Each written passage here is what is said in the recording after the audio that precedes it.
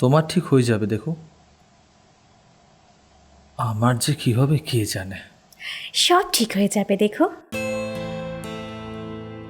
দেখো, তোমার তো হবেই। অবশ্য আমি খুব একটা খারাপ ইন্টারভিউ কিন্তু দিইনি। আর না হলে না হবে। তুমি বাড়ি থেকে কাজ করে ফিরবে, আর আমি না হয় সংসারটা সামলাবো। বেশ হবে কিন্তু। ধুর, যত সব বাজে কথা। তা ডা ডা গরম গরম চা রেডি। তা ম্যাডাম, বলছি আমরা তো অনেকদিন বাইরে খেতে যাইনি, চলো না যাই। হ্যাঁ, গেলেই হয়, চলো।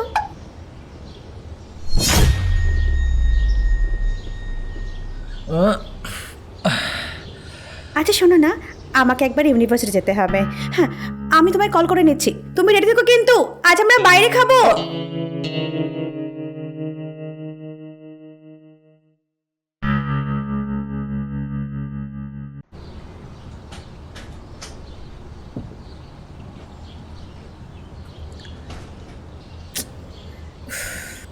ওহো, আরে দেখি।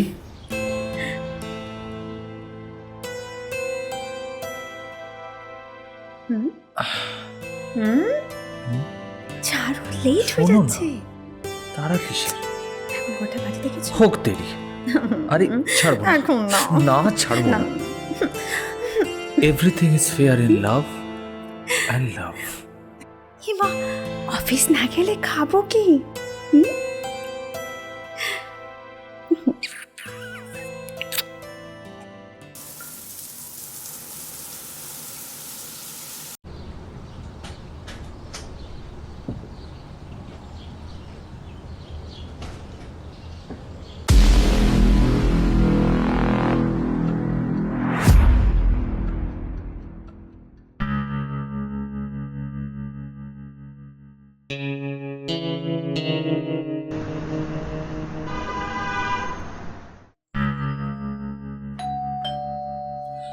আসছে।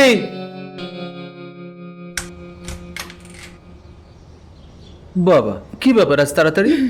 তাড়াতাড়ি হয়ে গেল।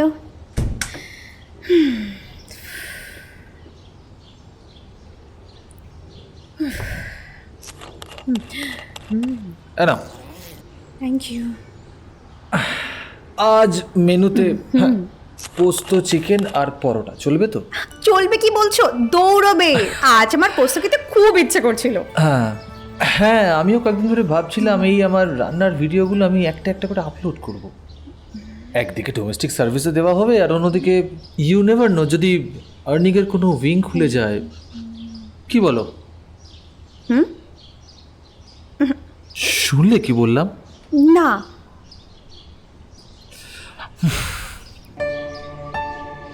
আচ্ছা, আমাদের ছেলে মেয়ে হলে আমি ভাবছি আমি কতগুলো নিয়মাবলী তৈরি করব, আর আমরা নিজেরাও সেগুলো মেনটেন করব। যেমন? যেমন অফিস থেকে ফিরে আর অফিসের কাজ করা যাবে না। ইনফ্যাক্ট আমরা যখন আমাদের প্রাইভেট লাইফ নিয়ে কথা বলবো তখন ল্যাপটপ, মোবাইল এসব কিছুই ব্যবহার করা যাবে না। কি করা যাবে বলো? এই হাইটেকের যুগে এর বাইরে যাওয়া তো সম্ভবই না।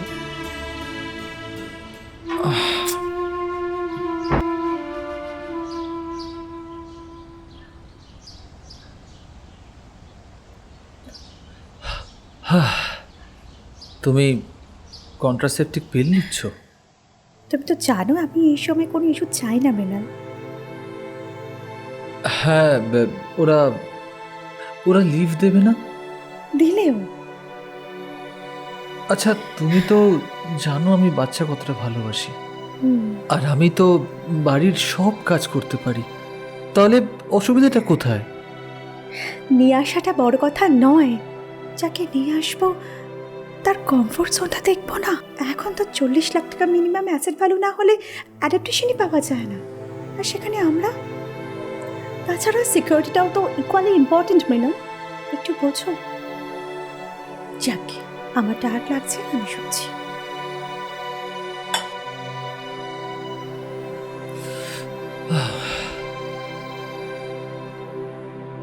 ফার্স্ট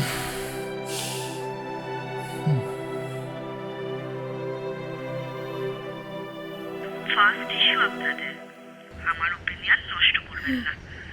কত মেয়েরা মাথা ঘুটে মা হতে পারে না। চিন্তা করবেন না, সব ঠিক হয়ে যাবে। শুধু একটু প্ল্যানিং এর দরকার। Best of luck. Thanks doctor. Thank you doctor.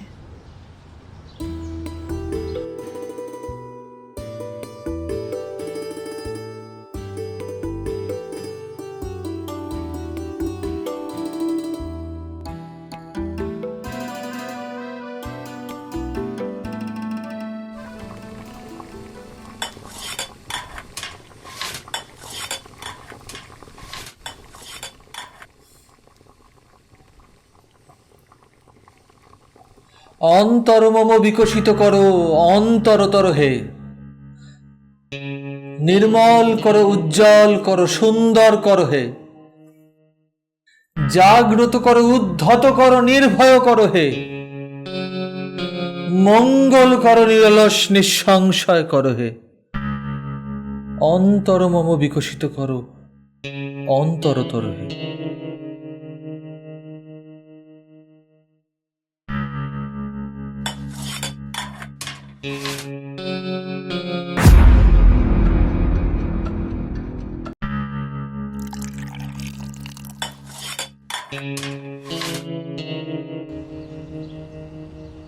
আমার রানীমা কি করছে? দেখি দেখি দেখি।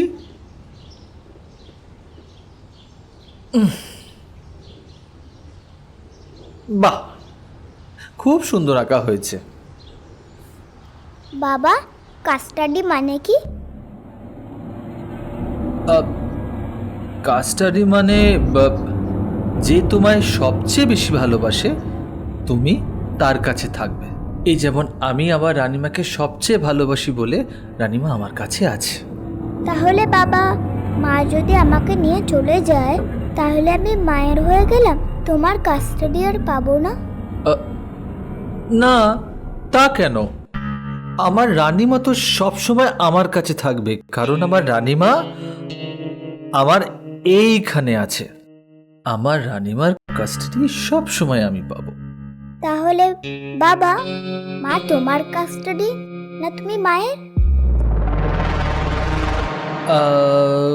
আমি তোমার মায়ের কাস্টাডি।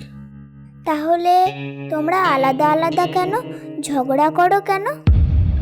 কারণ আমরা একে অপরকে তো সব থেকে বেশি ভালোবাসি, আর ভালোবাসা থাকলে মাঝে মাঝে ঝগড়া হয়, রাগারাগি হয়, আবার কখনো কখনো আলাদাও হতে হয়।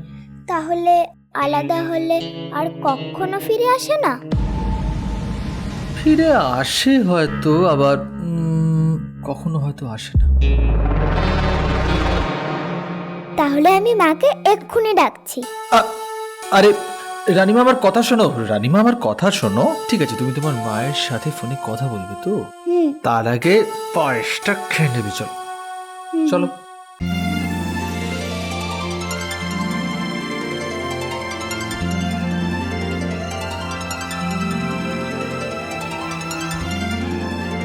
টাটা, সাবধানে যাও।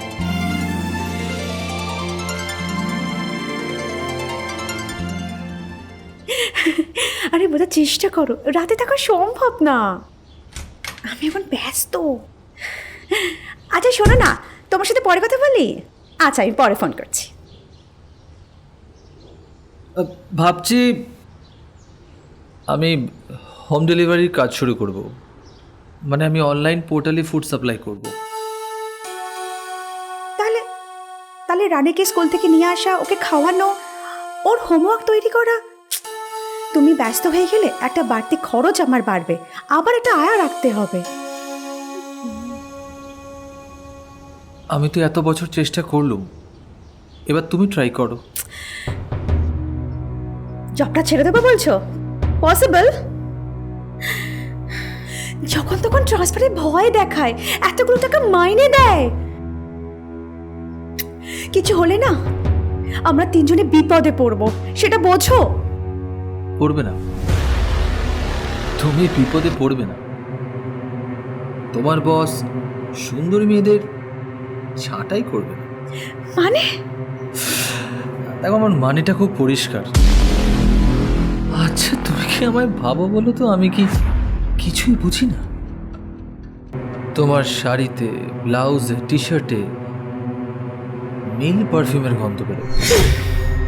আর সবচেয়ে বড় কথা হলো তোমার ব্যাগে প্রোটেক্টিভ সরঞ্জাম পাওয়া যায়। তুমি আমাকে না জিজ্ঞেস করে আমার পার্সোনাল স্পেসে হাত দিয়েছো কেন?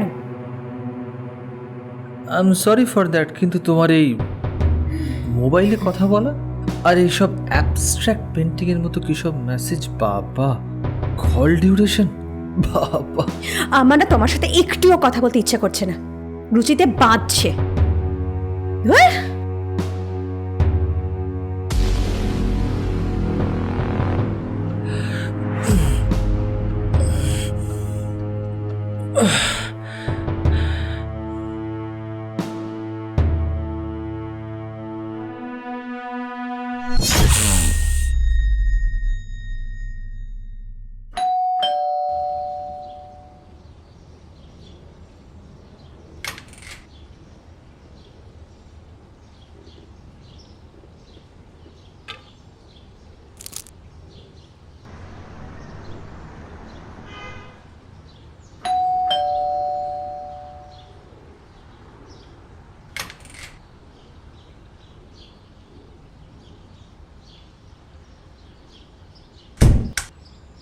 শোনো, আমাকে দুদিনের জন্য আউটডোর যেতে হবে।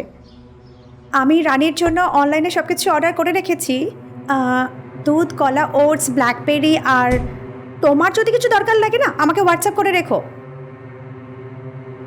তুমি আউটডোর যাবে না, হয় তুমি এই চাকরিটা করবে, নয় আমাকে ছাড়বে। মানে চাকরিটা আমি ছেড়ে দেবো? তাহলে খাবেই বা কি আর খাওয়াবেই বা কি? ওই তো করো 10,000 টাকা চাকরি, কি সব করে যেন আবার পাও। হোয়াট ডু ইউ মিন ভাই? কি সব করে যেন পাই? যা করি সম্মানের সাথে করি। আমি খাবারের অর্ডার সাপ্লাই করি, তোমার মতো বেচি না। কি কি বলে তুমি? কি বললে? এর পাল্টা উত্তরটা আমি দিতে পারতাম, কিন্তু সে শিক্ষা আমার নেই। যত সব।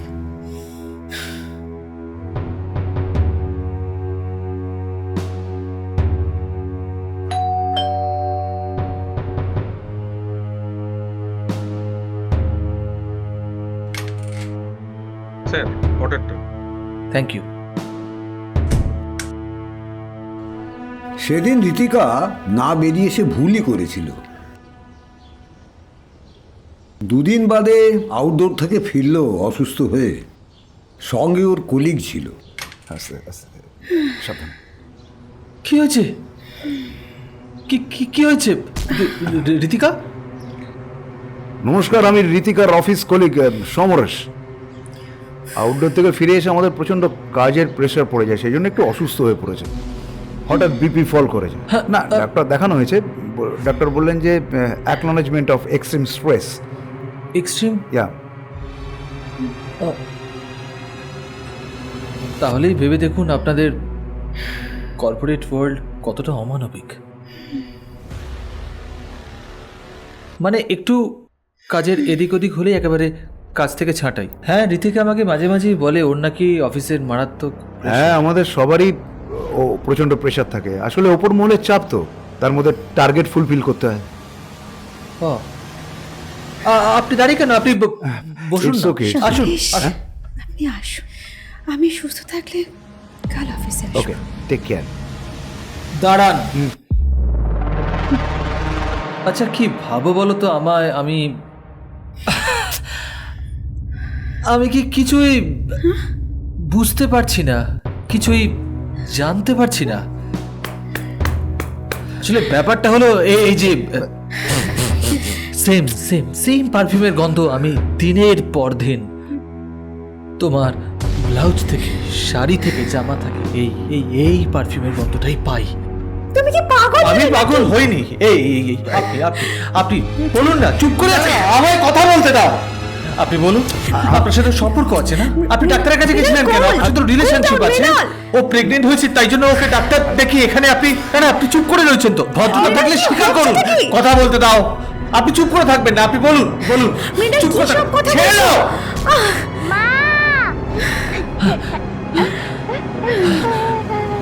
সন্দেহ সন্দেহ সন্দেহ, হায় ভগবান।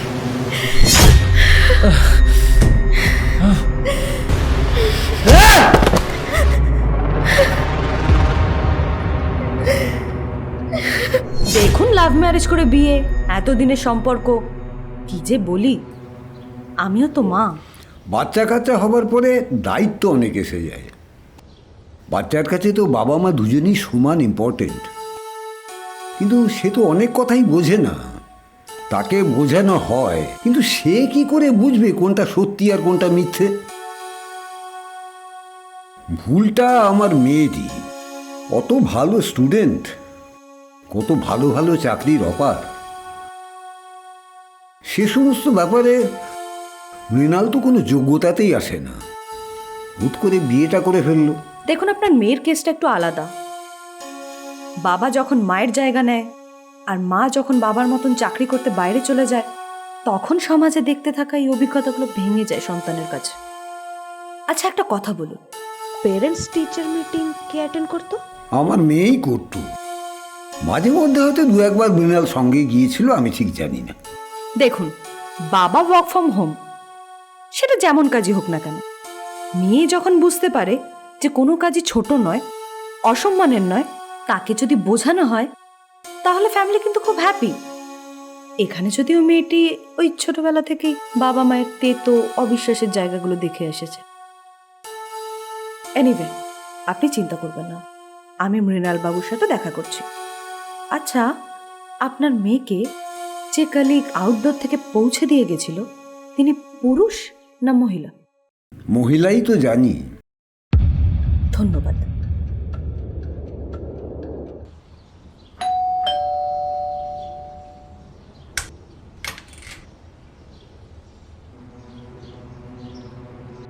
নমস্কার, আমি ইন্সপেক্টর মিনতি বাস্কে, সিভিল এলাম আপনার মেয়ের জন্য। রানীমা, তুমি একবার একটু ভেতরে যাও, আমি আন্টিটার সাথে কথা বলে নিই। যাও প্লিজ। চা না কফি? No thanks. দেখুন মিস্টার রায়, এবার বিষয়টা মিটিয়ে নিন, কোর্টকে মান্যতা দিন। আপনি তো মেয়ের সাথে মাসে একবার করে দেখা করতে পারবেন। রানীমা কোথাও যাবে না, ও আমার কাছেই থাকবে। আচ্ছা, আপনি আমাকে একটা কথা বলুন তো, কোর্ট অর্ডার কি কখনো মেয়েকে তার মায়ের কাছ থেকে, তার বাবার কাছ থেকে কেড়ে নিতে পারে? পারে না। আর আমি তো ওর জন্য দুটোই, তাই না? দেখুন মিস্টার রয়, আমি বুঝতে পারছি আপনার মনের অবস্থাটা, বাট আই এম হেল্পলেস। আমি চাই না আবার এই বিষয়টা ওই থানা, পুলিশ, কোর্ট কাছারি এই অব্দি করাক। প্রভাবশালী বাবার প্রভাব। আসলে কি জানেন তো, জন্ম থেকেই একেবারে 7 বছর পর্যন্ত ওর প্রতিটা রাতে আমার এই বুকের উপর মাথা রেখে ঘুমায়। ওকে সকালে উঠে ওর ব্রাশ করিয়ে দেওয়া থেকে শুরু করে রাত্রিরে ঘুমোতে যাওয়া পর্যন্ত সব কটা কাজ না ওকে আমি করিয়েছি। হ্যাঁ, ওকে স্কুলের জন্য রেডি করা, ওকে খাইয়ে দেওয়া, সব কাজ। আচ্ছা, আপনি আমায় আজকে রাতটা একটু সময় দিতে পারবেন? আমি আপনাকে রিকোয়েস্ট করছি। বুঝতেই তো পারছেন, ওর 7 বছরের অভ্যেস থেকে হঠাৎ করে তার বেশি সময় আমি নেব না। আসল কথা কি জানেন তো, ওর এই অ আ ক খ থেকে ছড়া বলা থেকে কবিতা বলা, এই সব কিছুর মাঝে আমি যে কখন ওর বাবা থেকে মা হয়ে গেছিস সেটা আমি নিজেও জানতাম না। আজকে রাতটা একটু আমায় সময় দিন প্লিজ, প্লিজ। মিস্টার রয়, কালকে আপনি মেয়েকে রেডি রাখবেন। আর হ্যাঁ, don't be so emotional. Emotions are the main root of many mental problem. You can't get even out if you want to. আর হ্যাঁ, এটা কিন্তু আপনাকে কম্পাসের মতন ঘুরিয়ে যাবে। ছেড়ে ফেলো, বেরিয়ে আসো, তাতে দুপক্ষেরই ভালো। কারণ আমিও তো মা। চলি।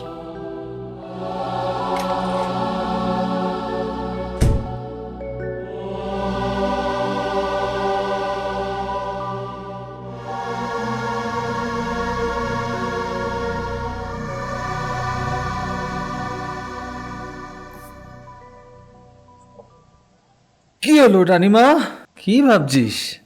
বাবা, হুম? আজকে আমাকে একটা নতুন কবিতা শোনায় তো। আচ্ছা রানীমা, আমি তো তোকে রোজই একটা না একটা নতুন কবিতা শোনাই। আজ তুই আমাকে একটা নতুন কবিতা শোনা দেখি। আমার যেতে ইচ্ছে হয় নদীটির ওই পারে, যেখায় ধারে ধারে বাঁশের ডিঙি নৌকা বাঁধা সারে সারে। আ আ আমাকে এক চামচ খাইয়ে দে। হ্যাঁ, আ,